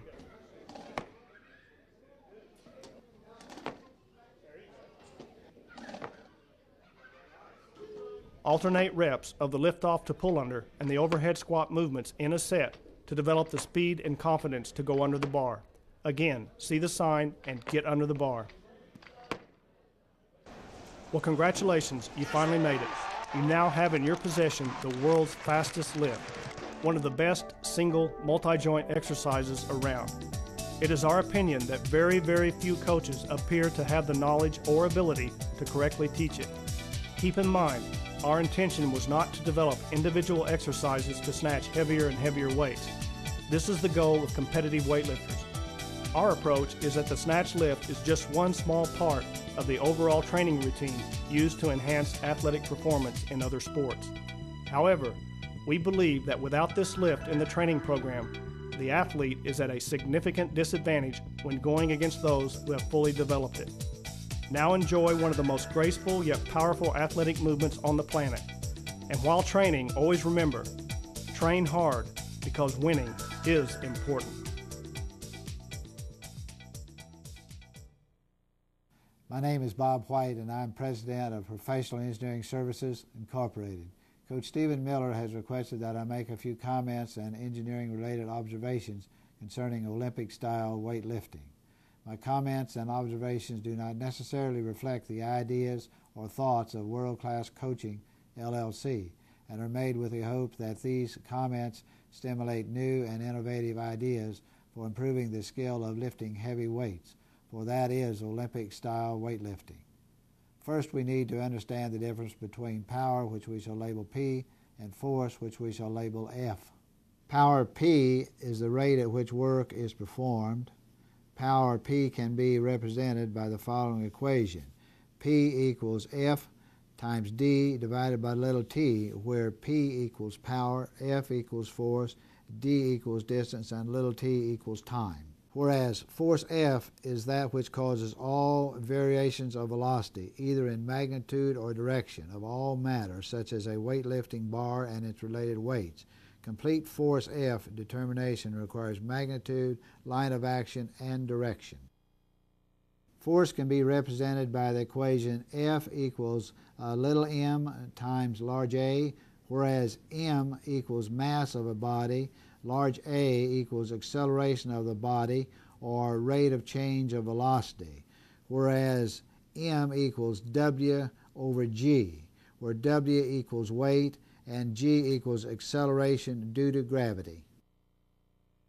Whereas weight W is the weight of a given body in a given locality and measures the force required to support the body against gravity in that locality.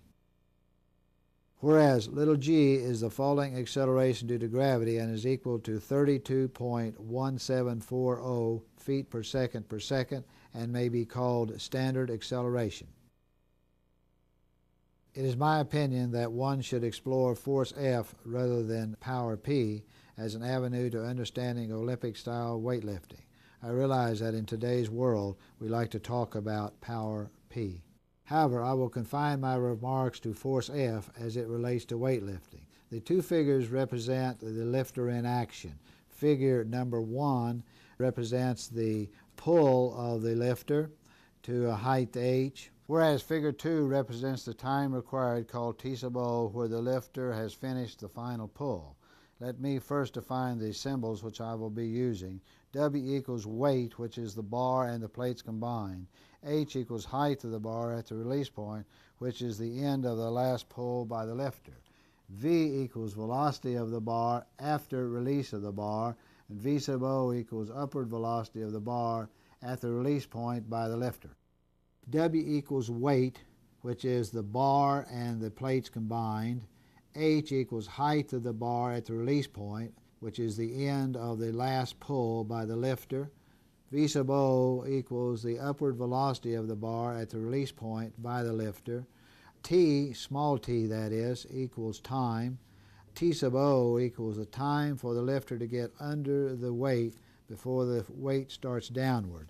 Capital T equals the time for the lift from the floor to the release height h. Capital A equals the average acceleration of the weight W during the lift to height h. F equals the force exerted by the lifter and is assumed to be constant over the entire force movement. M equals the mass of the weight, which is equal to W over G, and G, little g that is, equals the acceleration due to gravity. The force F equation number 1 is F equals W plus M times capital A, which can also be defined as equaling the W plus W over G times capital A, which is equal to W times the quantity 1 plus capital A over G, whereas H equals V sub O times capital T over 2, and V sub O equals 2 times capital H over capital T, and T, capital T that is, equals 2H divided by V sub O, where V sub O equals capital A times capital T, and thus V sub O over capital T equals capital A.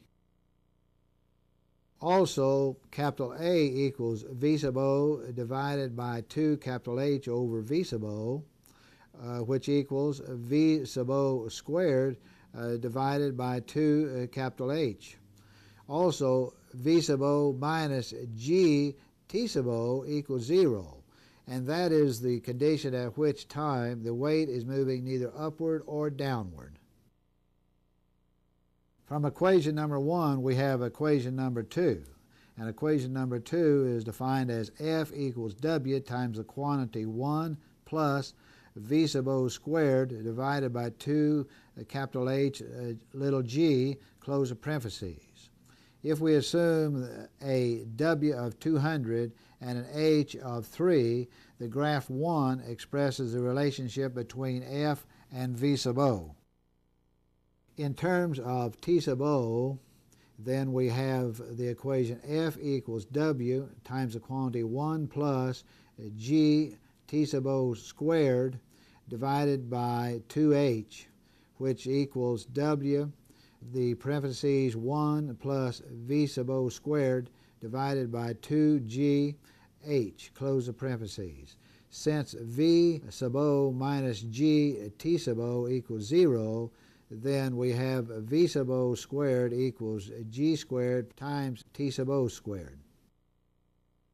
Thus we have equation number 3. And 3 is defined as T sub O equals the quantity F divided by W minus 1, close the parentheses, times 2H divided by G, all raised to the 1/2 power. Again, if we assume a W of 200 and an H of 3, the graph 2 expresses the relationship between T sub O and F. We now have derived equations 1, 2, and 3. What does each say to us in terms of lifting heavy weights? First, let's look at equation 1, which is F equals W, parentheses, 1 plus A over G, close parentheses. We see that the average acceleration of the weight during the lift to height h is very important. The greater the acceleration magnitude, the greater the required force necessary by the lifter. Second, let's look at equation 2, which is F equals W, parentheses, 1 plus V sub O squared divided by 2hg. We immediately notice that the upward velocity V sub O of the bar at the release point by the lifter impacts the force required by the lifter as a square of V sub O, while at the same time, if the height of the bar at V sub O is reduced, the force required by the lifter is increased. Therefore, it would appear that the lifter should attempt to catch the bar at the highest height practical for a successful lift based upon the force requirement. Third, let's look at equation 3, which is T sub O equals parentheses, second parentheses, F divided by W minus 1, close parentheses, times 2H divided by G, all raised to the 1/2 power. Remember that T sub O is the time the lifter has to get under the weight before it starts downward due to the pull of gravity. Thus, we see that if F and W are equal, then the time T sub O is 0, and thus the weight cannot be lifted. The two items that the lifter has under his control for the increase of T sub O is force F and height h, both of which are to the 1/2 power. It then appears that the faster the lifter goes under the bar, the less force and less height will be required to complete a successful lift. Another way of saying this is fast-moving weak lifters do not exist. What do the three equations say to me? They say, 1. Become as strong as possible in order to increase the velocity of the bar at the release point of the bar, for without the ability to exert great force on the bar, the time available is reduced before gravity starts the downward movement of the bar. 2. Develop great speed at moving under the bar could reduce the bar height required at release. The force required to complete the lift should be reduced if the lifter can prevent the bar from going into a negative velocity or starting back down to the bar before the weight is under control. Clearly, there are many factors that go into a successful lift. I realize that I've highlighted only a very few, but my aim is to stimulate your mind toward exploring the art of lifting heavy weights. Remember, think strong and fast.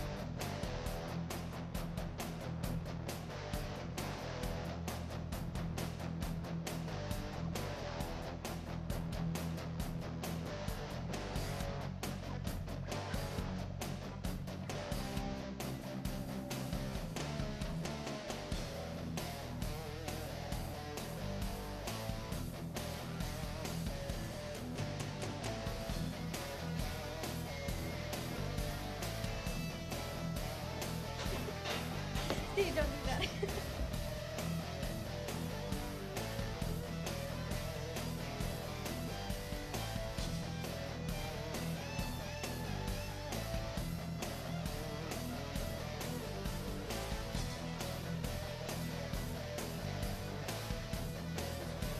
I did do it. We gotta redo that one.